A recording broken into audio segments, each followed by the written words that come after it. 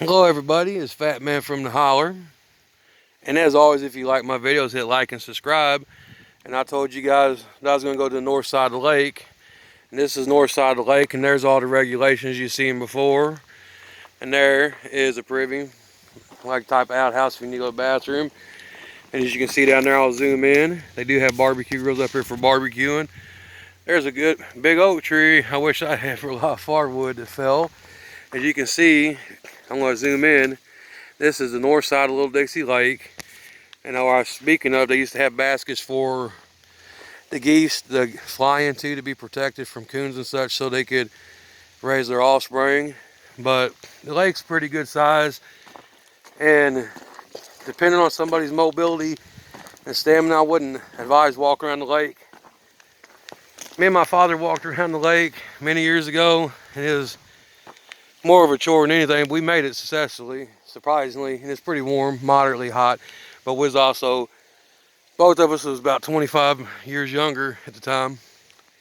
So that's that. And then as you see right here on the north side, right there in that hole, if you got a small pond crawler or a kayak or canoe, it'd be a good place to launch off. And then as you go through here, some people call them dikes, but what they are is little peninsulas. And there's multiple ones up here on the north side for fishing off of. The first one, the water's fairly deep, moderately deep, probably. When the water's, I'd say the water's probably, when it's low, it's probably roughly, I'm 6 foot tall, it's probably up to my belly button, probably about 3 to 4 foot deep. When the water's up, it's probably a little deeper on the first pier. And then as you make your way to the second pier, it's a little deeper. Where my grandfather fished is the third pier, and it's deeper. What my grandfather was initially doing, and you can catch good catfish up here, and what my grandfather was doing is that's fishing off these little dikes, peninsulas, and the reason we was doing that is because we was fishing in the channel, because the channel starts all the way down there at the boat access, and it runs by the handicap side all the way up here to the front top of the lake, as you can see. And the channel is where, you know, I've caught some good crappie, because crappie migrate through the lake, because crappie, how crappie feed is like a pack mentality, and they spawn and they do a lot of eating in packs. Bass migrate by breeding and different things, and bass, like in good hot summers, bass like to be in shady little areas. And I've caught some great bass up here.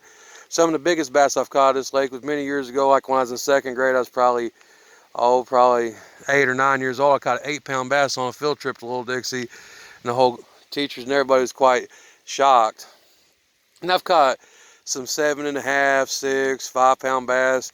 Biggest catfish I ever caught out here was about 34 and a half pounds. And I've caught moderate channel cat out of here, 20 pounders, 10 pounders, 5 pounders. And I mean, I use beef liver, which a lot of people don't use. The reason I use beef liver, it doesn't fling off easy. And then if I know I want to fish to have a fish fry, I use mustard hooks, more something they use for big waterways, like off wharfs and stuff up in Boston, and fishing in the Atlantic and the Pacific and the Gulf. But if I'm fishing for catch and release, I use like eagle claw hooks primarily. Shout out to eagle claw hooks. I love eagle claw hooks, and I use a lot of ugly sticks. And the fishing pole that I use for big fish is pretty much a surf rod. It has batteries. It's a glow rod. It's a Barkley's 12-foot pole, and I run a sea line reel, and I run 120-pound Power Pro wire on it. So anyway, I'm gonna wrap this up. I just wanted to show you guys the north side of the lake, and hopefully in the future I'll do it.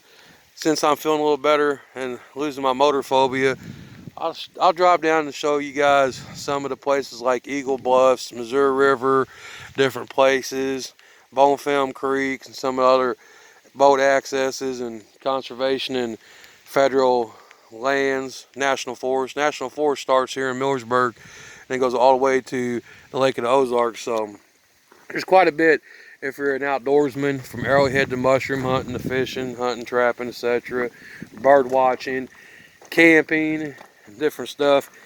And you really gotta, and Missouri has some pretty decent open laws, primarily considered a lot of other states is different, like in the state of Illinois. For deer hunting, they don't let people use rifles. You have to use slugs or rifled slugs. And Missouri is pretty, I say, pretty conservative and really good about family values of keeping our rights for our sportsmen. And I know other parts of the world, a lot of stuff happening. And you can see in the news stuff like Ferguson happened, but a lot of that type of stuff doesn't happen very often, because most of the time we all may be different here, but we all are different. We just kind of congregate in our own areas and we kind of do our own thing. And I mean, I hang out with everybody. It doesn't matter about race, sex, or creed. I have friends of all walks of life, and I enjoy it 100%, because everybody I know has a different fishing method. And my Oriental friends and the Asian markets and everything taught me to trick the bluegill.